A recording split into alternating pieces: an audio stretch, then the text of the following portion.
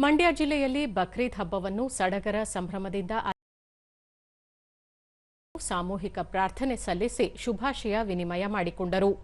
ಯಾವುದೇ ಅಹಿತಕರ ಘಟನೆಗಳು ನಡೆಯದಂತೆ ಪೊಲೀಸ್ ಬಂದೋಬಸ್ತ್ ಮಾಡಲಾಗಿತ್ತು. ಸೌಹಾರ್ದತೆಯ ವಾತಾವರಣ ಬಕ್ರೀದ್ ಹಬ್ಬದಲ್ಲಿ ಕಂಡುಬಂದಿತ್ತು.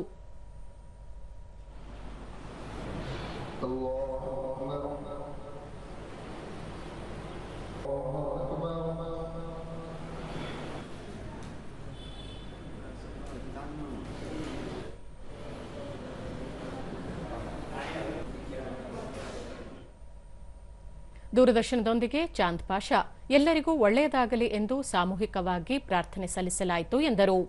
ಎಲ್ಲ ಮತ ಚೆನ್ನಾಗಿರಬೇಕು, ಎಲ್ಲ ಒಂದೇ ಆಗಿರಬೇಕು, ದೇವ್ರ ಭಕ್ತರು ಎಲ್ಲ ಅನ್ನೋ ಉದಾಹರಣೆಯಿಂದ ಎಲ್ಲ ಎಲ್ಲಿ ಪ್ರಾರ್ಥನೆ ಮಾಡ್ತೀವಿ. ಪ್ರಾರ್ಥನೆ ಮಾಡಿಬಿಟ್ಟು ಬಂದು ತಿರ್ಗಿ ಮಸೀದಿಲಿ 1:30 ಗಂಟೆಗೆ ಇಲ್ಲಿ ನಮಾಜ್ ಆಗ್ತದೆ. ತಿರ್ಗಿ 5:15ಗೆ ತಿರ್ಗಿ ನಮಾಜ್ ಆಗ್ತದೆ. ತಿರ್ಗಿ 7 ಗಂಟೆಗೆ ತಿರ್ಗಿ ನಮಾಜ್ ಆಗ್ತದೆ.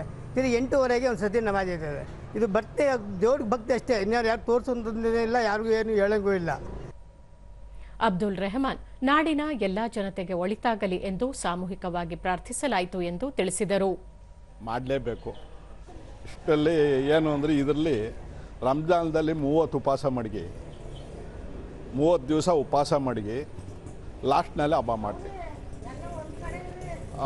ಆಮೇಲೆ ಇದರಲ್ಲಿ ಬಕ್ರೀದ್ನಲ್ಲಿ ಏನು ಅಂದರೆ ಮರಿ ಕೂದು ದಾನ ಮಾಡಬೇಕು ಅಂತ ಇದರಲ್ಲಿ ಬಂದೈತೆ. ಇದರಲ್ಲಿ ದಾನ ಇಷ್ಟೇ.